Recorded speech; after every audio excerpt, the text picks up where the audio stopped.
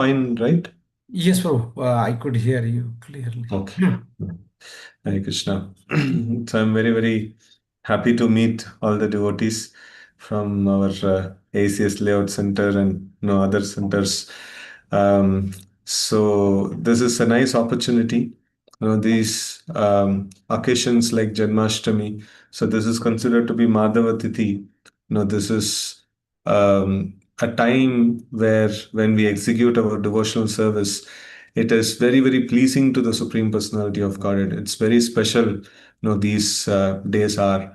And and the preparation for these events are very, very also important. Because if we just land up in Janmashtami, so without proper preparation of our consciousness and our our mind and our thought process and things like that, we will not be able to take much advantage. And so how do we actually remember Krishna? And preparation means it is all about remembrance of Krishna. And the ways we can remember Krishna are specifically mentioned as the Angas of Bhakti. So they are called as the devotional service. And 64 Angas of Bhakti is there. And amongst them, nine are very prominent: Shravanam, Kirtanam, Smaranam, Pada Sevanam, Archanam, Vandanam, Dasyam, Sakyam, Atma Nivedanam. And amongst them also, the most important, this ones are Sadhu Sangha, Nama Kirtan, Bhagavata Shravan, Mathura Vas, Srimurter Shraddhaya Sevan. So, like association of devotees, hearing of Srimad Bhagavatam, and Nam Sankirtan, and residing in the holy place and offering worship to the deity form of the Lord. So, these are all considered to be very, very important angas of bhakti. And by hearing from these, like Srimad Bhagavatam, and by having association of devotees, and by chanting the names of the Lord, so this is how we actually remember Krishna more and more intensely. And the best form of remembrance Krishna is to hear from Srimad Bhagavatam. So it is very nice opportunity that we are all having. So under nice leadership of Vimal Kishore Prabhu, so like such events as hearing from Srimad Bhagavatam, is nicely promoted in our nice center. So we should all take advantage of this opportunity of hearing, and we should try to read from the scriptures, and we should try to present things as it is. So because when liberated personalities like Srila Prabhupada, so when they present the subject matter of Krishna consciousness, so which is unadulterated way it is presented, and when we study Krishna book and Srimad Bhagavatam, and we should try to like present things, and we can elaborate also on the subject matter, but it should also be based on the teachings of the Acharya. So then, no, it is very, very beneficial. All of us will get benefited. So the person who's organizing is benefited, the person who's preparing and speaking is benefited, the person who's hearing is benefited, and ultimately will be surcharged, with Krishna consciousness, while we approach the auspicious appearance day of Lord Sri Krishna. So now, this first chapter of Krishna book is very, very special. The advent of Lord Krishna. So that is there. So now here, if we see the Mother Earth, she has taken the form of a cow, and she has gone to Lord Brahma, like presenting her case that so many impious people, so many people who are following adharma, so they are actually on the surface of the earth, and it is too much of a burden, for her. So in 12th canto of Bhagavatam, it is mentioned that Mother Earth mentions herself that I can bear any amount of weight of so much of hills, mountains, trees, and so many things, so many people, and so much, all that she is able to handle. But she cannot handle the weight of one person who is not truthful. So that is how heavy a person becomes, when he becomes, like when he follows adharma. So the cleanliness, truthfulness, austerity, mercy, these are all very, very important qualifications which make the whole world light. Everything becomes light when we follow Dharma. So now Mother Earth, when she pleaded to Lord Brahma, so Lord Brahma also is a very capable person, but still, like the situation sometimes becomes so complicated and so difficult to solve. So Brahma also had to go to his no ultimate authority, that is the supreme personality of Godhead. So there is a set procedure in this world. Whenever there is an issue, there is an escalation matrix. And no, like when the escalation goes, and then if it is not possible, then they go to the highest escalation, that is Supreme Lord. And there is a protocol to approach him. So all the devatas, they go to the shore of Shira Sagara, so and Milk Ocean, and they offer prayers called Purushashupta. So through that prayers, so they'll be able to please the Lord, and they can get the audience of the Lord. But this time, even with that prayers, the Lord was not visible to them or communicating to them. So then Brahma sat down in meditation, and then he offered like intense prayers to the Lord, and the Lord communicated a wonderful message, through the heart of Lord Brahma. And first shloka of Srimad Bhagavatam talks about Tene Brahma Hridaya Adi Kavaye. So like the Adi Kavi, or the engineer, the chief engineer, or the greatest learned person, within this universe, that is Lord Brahma. So to him, the Shabda Brahma, that is the Vedic knowledge, was revealed unto his heart. And through that channel, so it was further passed on to generations after generations. In this way, in the disciplic succession, we are also able to hear the same pure message of Krishna consciousness. So, an unadulterated parampara so presents the same message as Krishna has originally communicated. So, the very same message we receive through the like parampara of liberated acharyas. And Lord Brahma was relating this message to all other demigods, because this message was only heard by Brahma. And he was telling that Supreme Lord is soon going to make his appearance, and he is going to, all the devatas should actually take birth in various families of Yadu dynasty, just to assist the Lord. So the Lord is going to become the son of Vasudev and Devaki, and all the other people, they have to actually take their appearance. All the demigods should take their appearance just to assist the Lord in his pastimes. And it was also mentioned, another confidential information was mentioned, that the Lord Balaram, who's none other than Anantasesh, who's having thousands and millions of hoods, who's the support and protector of the entire universe, he's also going to appear along with Krishna. And no, like Srimati Radharani and no Yoga Maya's like appearance, all of it was foretold. And then so from there, the scene actually changes to no after that, all the devatas and no the Brahma and also, they depart to their own abodes. So then scene changes to the situation back in the like Bhuloka. So that is a great king, a great devotee, Surasen. He is there as the king of Mathura, and he is ruling a vast tract of land. But then it is mentioned that he has made his capital over there, knowing that it is an eternal abode. Mathura is an eternal abode of Krishna. And we will find in the Vedic literatures, even before the appearance of Krishna, this holy place called Mathura is very much glorified. So, and Krishna himself, the name Krishna is very much glorified. So Prahlad Maharaj also uses these words, Maturna Krishna Paratasvatova. And then when he speaks to his father, Vanam Gatoya Dharimashrayeta. So like, he's specifically mentioning that go to Vrindavan. And then we see Dhruva Maharaj's pastime, which is in Satya Yuga. So he is also going to Madhuvan, one of the 12 forests of, like this one. So Narad Muni directs him over there. So it is very much evident. This is always a holy place, Mathura, Vrindavan, and all the 12 forests. No, so it is not just after appearance of Krishna. No, it became holy. It is a place of residence of Krishna all the time. And sometimes he becomes manifest and he performs his pastimes. So in this way, like like Surasen, so he is the king of Yadu dynasty. And so he is like his son was Vasudev. Sorry, yeah, like Vasudeva, the son of Surasen.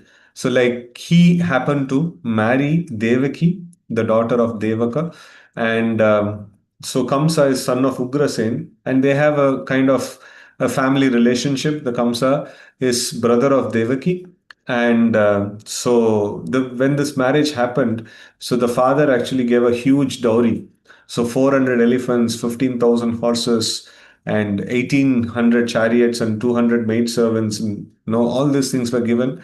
And then Kamsa, like he wanted to personally like drive the chariot, not even like engaging a chariot driver. He personally wanted to drive the chariot, so that this is a custom like where the brother actually goes along with the sister to see her off in the in-laws house. So like he did that, and then there was nice musical arrangement and drums were playing and so much of huge pomp and all those things were there. And suddenly there was an Akashavani. So in the Akashavani it was mentioned, "Oh Kamsa, you're such a fool. Like you are driving the chariot of your sister and your brother-in-law, but you do not know that the eighth child of your sister will kill you." So after hearing this prophecy, so he was like quite startled, and he wanted to kill Devaki. Right in the this one, he was showing so much of affection for his sister, but right in the midst of all this pomp and festivity and things like that, he just removed his sword and he wanted to kill his sister Devaki. And so Vasudeva was quite astonished. Like, now we see that there is a code of civilized behavior. So, why do we have to be in a civilized way? So, we have to behave. So, we need to do our duty, even though it proves to be a failure. So, if I do my duty of taking care of my sister and taking care of my brother in law, they are going to beget a child who's going to kill me. So then what's the point of taking care of them? So this is the natural thought process of a demon. So if the result of discharging my duty is not in favor to me, then why should I perform that duty? Right? So a dharmic person would not think like that. Whether it is a profit or loss, whatever is my duty, I just simply have to discharge it, for the pleasure of the Lord, so that my desired goal, a dharmic person may be a materialist, a dharmic person may be a mokshakami, a dharmic person may be a siddhikami or a devotee as well. So whoever he may be. So, but if he is a dharmic person, he will very clearly know, if I neglect to perform my duty, my situation in this life and in the next life, it's going to be chaotic and problematic. Now, only way that I can flourish or I can go towards my goal, cherished goal, is by following the rules and regulations of dharma. If this is what is the case of a thought process of a dharmic materialist, then what should be the thought process of a devotee?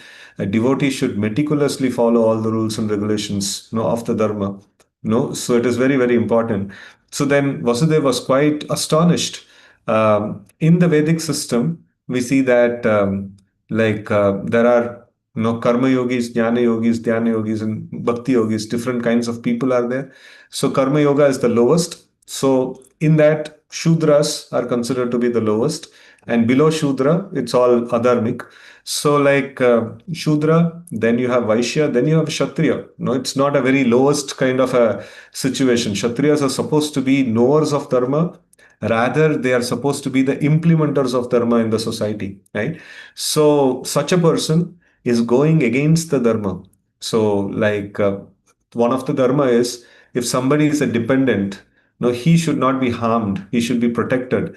So, but Kamsa, no, he is trying to harm the Devaki. So it is quite an astonishing thing. And then immediately, no, like Vasudev, no, he started presenting his arguments, trying to convince Kamsa why he should not kill Devaki. So he is telling that you are known as a great king and warrior. Hare Krishna.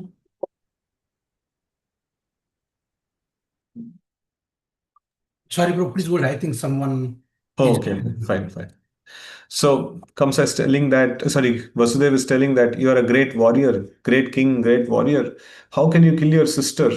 So death, you're afraid of death. So death is born along with when we are born. So like it is our bhai, it is our brother. So like no, everyone has to embrace death at one point in time.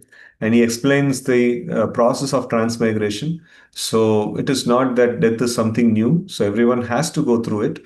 And after that, the next body is always there. And it is not that after you die, no, you're waiting in the queue and it is not known like where you're supposed to go. No. So he mentions that just like in the walking process, you lift one head, one leg, to keep it ahead, and then you put the next leg and things like that. So it is not that when you properly place your first leg, then only you lift the next leg, and then the worm shifts from one leaf to another. So when few legs of the worm goes into the next leaf, then it lifts the legs from the previous leaf. So in the same way, our next bodies are properly designed and designated, so we don't need to worry about the death. So death is a natural phenomena. So, and the Vedic system is that, so they would perform a yoga system for lifetimes after lifetimes after lifetimes. So for them, death and birth is something like quite natural and quite acceptable kind of a thing. So it is, they plan their journey back to Godhead over multiple or thousands of lifetimes. So, like, somebody is so much getting jittery just because his death has been announced. It's very very astonishing to Vasudev actually. And then he explains that material body is temporary, and just to safeguard this body, if we commit adharma, so then it's going to be very very dangerous for us. We regress on the path of self realization. We regress in the path of jnana vairagya. So please don't do this. And then he was mentioning that a dharmic person should cultivate his mind in such a way that he doesn't get affected by such temporary things. And he also presents the case that Devaki is your younger sister, so she is just like your dependent, and killing a dependent, killing a woman, and that too on an auspicious day, just like a marriage, is completely adharmic. No, you cannot do that. It is not. No, it is not that she is my wife, that's why I'm telling. No, it is going to be very very dangerous for you, killing a woman and a protected one, and that too on an auspicious day like marriage. It is going to be highly sinful. You are going to suffer because of this. In your self interest, I'm trying to speak this. So all these things, this philosophical appeal could not um, convince Kamsa, because Kamsa is demoniac in nature. So no amount of dharmic instruction will enter into the head of a person who's demoniac. So it requires sukruti, what is it? Those who doesn't surrender into Krishna, namam prapadyante, naradama, maya apagata jnana asurim bhavam ashrita, and things like that. So Krishna mentions all these things. So those, it is not that there is a lack of information. Information alone cannot create any transformation.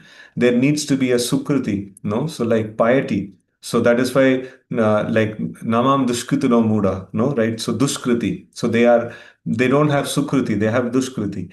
So that is why it is very difficult for them to understand. In fact, many times, like, devotees ask, how do we preach to people who are not willing to accept Krishna consciousness? So we just simply deposit some sukruti in the form of giving them prasadam, giving them holy name, giving them Srila Prabhupada's books. And then we say that, okay, fine. So when the sukruti becomes sufficiently mature, so then we can approach that person. So till then, we can keep on depositing Sukruti, keep on making him qualified to hear, Shanvatam Swakata Krishna, Shushuto Shaddadanasya Vasudeva Kataruchi, Shan Mahatsevaya Viprapunya Tirtha Nishevanat. So coming to the point of listening to dharmic instructions or instructions on bhakti means they have lots and lots and lots of Sukruti. Not anyone and everyone can hear the message of Krishna consciousness. So this is the difference between the demigods and demons. So demons, no, they cannot get any good instructions. In fact, it is mentioned, it is compared to giving milk to a milk is a very nourishing food, but if it is given to a snake, it turns into poison. So if we give good instructions to envious and demoniac people, so the very same instruction turns into poison, and then they start making more nefarious kinds of activities and things like that. So that's what we see in the case of Kamsa. And then finally, Vasudev is also a king, is also a diplomat. Now, he used his diplomacy, that you see that if you carefully, discreetly analyze, where is your problem? The eighth child. So Devaki is not the problem. And no, she's innocent and she's your sister. Why should you kill? The eighth son is the culprit. So what about eighth son? All the sons born of Devaki, no, I will present. I will present to you. So, and Kamsa knew that Vasudeva is a nice devotee, and devotees are dharmic in nature and they keep their words, right? So, this is something that like Kamsa was very confident of, and he agreed to this proposal, and then he let them go. And then the first son that was born of Vasudeva and Devaki, Vasudev, being a man of words, he actually brought the son, to Kamsa, and Kamsa feeling compassionate upon the small baby, he told like, no, I am not having fear of these children, so I am having fear of the eighth child, of you. So like in that way, like he was showing his compassion. But Vasudev, he was happy, that such an allowance was given, but then he didn't trusted Kamsa because he knows that no Vishwasanaiva Kartavyam Strishu Rajakuleshu cha. The Rajakula or the politicians, their words are quite difficult to put trust upon. So, and also like the atheistic persons, who are like Boga Aishwarya Prasaktanam, those who are attached to the Boga and Aishwarya, enjoyment of material sense gratification. So they are like Taya Apahata Chetasam. So Vyavasayatmika Buddhi Samadhavana Vidiyate. So they will not get a resolute determination, in performing Krishna consciousness. And that is why like Vasudev did not trust the words of Kamsa. But still, at this point in time, it's a very good gesture that he did not kill the son. So then Narada actually intervenes into the situation. No, he is just eager. All the devotees are very, very eager to have the association of Krishna. So, just to accelerate the descent of Lord Krishna, he explained the scene to Kamsa, the bigger picture to Kamsa. How, no, it is a bigger plot that is actually happening. All the demigods are taking their birth in various families of Yadu dynasty, and there is a major plan to kill Kamsa. All these things is happening just to kill Kamsa. And Krishna himself is going to appear as the eighth child, and he's going to kill Vasudeva, and he's going to kill you. So then immediately Kamsa become alerted, and then he arrested Vasudeva and Devaki, and then he killed that first child as well. And year on year, Vasudeva and Devaki, they kept producing different, they kept producing children. And Kamsa would come and very heinously kill those children. So, somebody may ask that, like Vasudev had, is a king, he had many wives, so he could have begotten children, in the womb of other wives, or he could have probably like used the modern technology of contraceptives and such adharmic methods. So, one is that he is a very dharmic person, and second is that he is a devotee of Krishna. A devotee of Krishna, you see in the case of like Kunti Maharani, she was also a very great devotee, and she got to know the formula that if we are in trouble, Krishna is there with us and to protect us and things like that. So she prayed that if that means that if only if I am troubled that you will appear, so then I am willing to go through trouble again and again and again. So a very similar kind of a statement. Here also, Vasudeva and Devaki, they knew eighth child is going to be the supreme personality of Godhead. As a devotee, they're very, very eager, to have the association of Krishna. And even though it doesn't mean that they were like careless about the other children, so they were very much affectionate to each and every children. In fact, later on we will find that Devaki requested Krishna, that these children, who were born before you, so they were all killed very heinously by Kamsa. So I want those children back. No, I want to care for them. No, I am a mother. No, I have the feelings, to care for the child. So even though that is there, even though they knew that Kamsa is going to kill, even then they want to have association of Krishna. So in fact, it is mentioned that like that in order the price to attain Krishna is very very sincere sadhana bhakti. One has to execute, and if he perfects his sadhana bhakti, he'll be posted in one of the universes where Krishna is performing his pastimes. And when he is performing the pastimes there, so morning, afternoon, evening, demons will come and harass like anything. Even then, if a devotee doesn't leave Vrindavan, Mathura, and run away, And then he is just saying that even if demons come, even if Aghasur, comes to like swallow, and even if we have to meet death, it's fine. Like I want to have association of Krishna. So such mad people only will enter into the Goloka Vrindavan. So that is the qualification to enter into the Goloka Vrindavan. And here Vasudeva and Devaki is displaying a very, very amazing levels of commitment to Krishna consciousness, commitment to the service of Krishna. So by begetting children in a dharmic way, again and again, year after year, and so they are just becoming very wonderful star not tall examples of how to execute Krishna consciousness. We should not just be a fair weather devotee. We should be a devotee who is not wavered even in the times of distress, even in the time of difficulty. Come what may, I will never give up my sadhana of chanting, reading, hearing, attending Mangalarati, Guru Puja, a Bhagavatam class, and various different services. And now Janmashtami is coming up and things like that.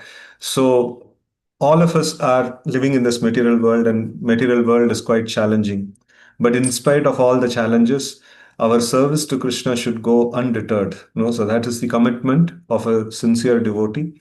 And so after this thing has happened, like Kamsa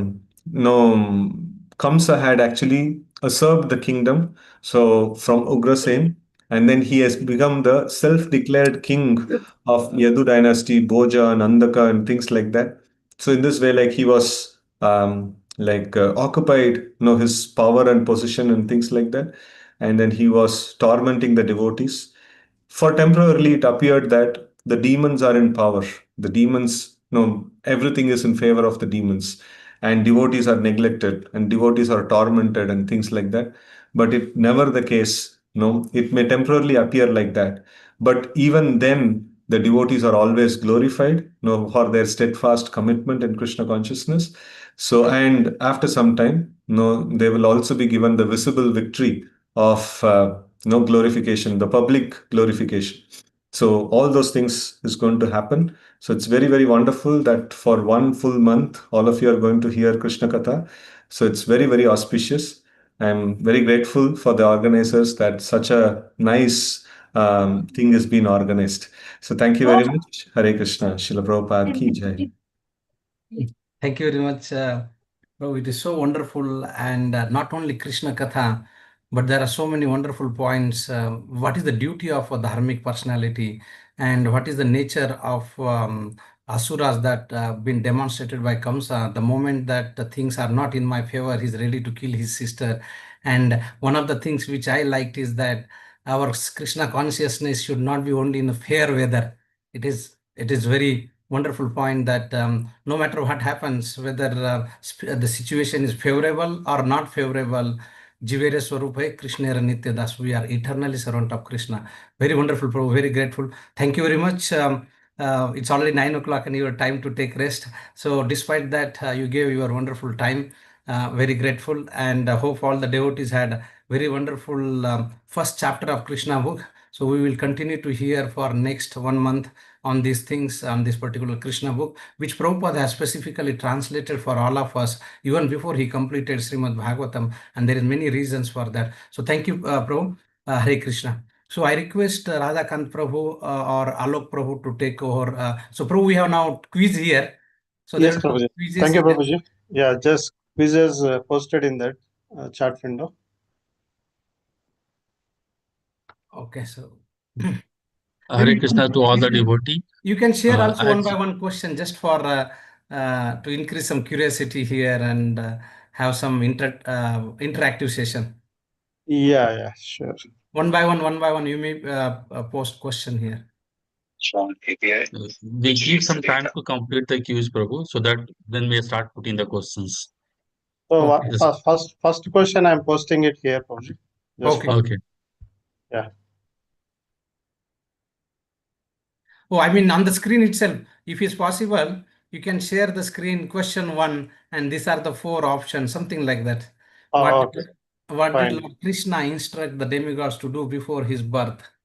To fight Kamsa themselves, to take birth on earth, in the Yadu dynasty to remain in heavenly planets one by one. Okay, very good.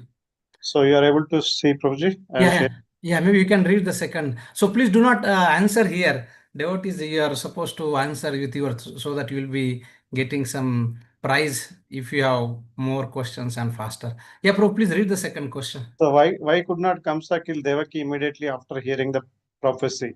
Second question, and there are multiple choice questions answers.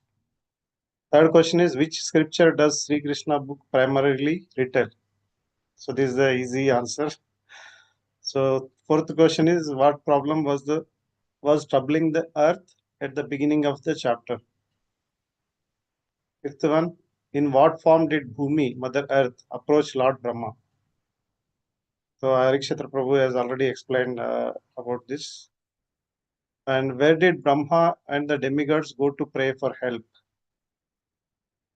What message did Lord Vishnu give to the demigods? Last one, what was Kamsa's relationship to Ugrasena? So please submit your answers. So whoever is first submitter, so they are the winners. So winner will be announced tomorrow in tomorrow's session.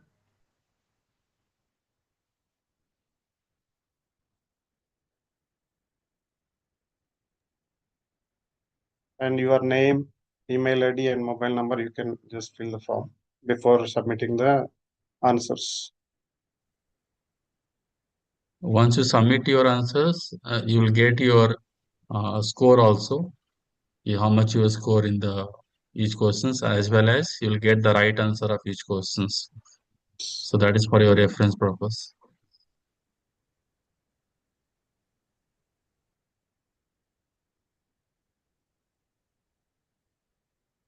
Thank you, Prabhuji and Mataji, for joining the class session. So we'll continue tomorrow the prayers from demigod to Lord Sri Krishna when he's in the womb of Mother Devaki. Same time, same place. Hare Krishna. Right, Prabhu? Radha Kant Prabhu, Yes, please. yes, Prabhuji. Same link and same time. Okay. Thank you. Hare Krishna. Hare Krishna. Prabhu. Thank you, Hare Hare Krishna. Krishna.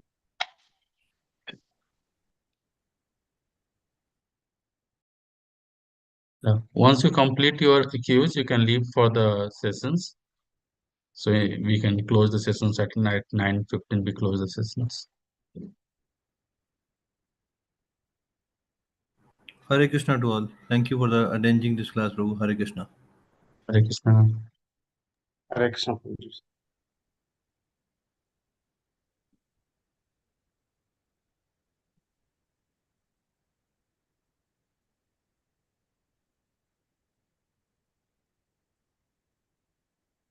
You can stop sharing a screen, Prabhu. Yes.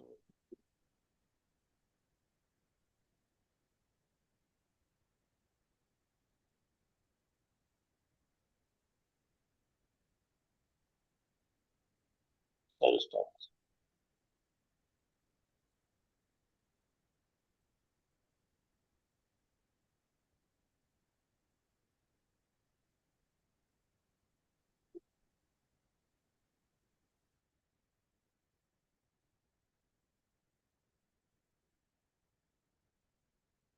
Can you check, Prabhu? You are able to stop it? No, Prabhu, it is from your end, Prabhu, so you have to stop sharing. Option is not showing. Next. Okay.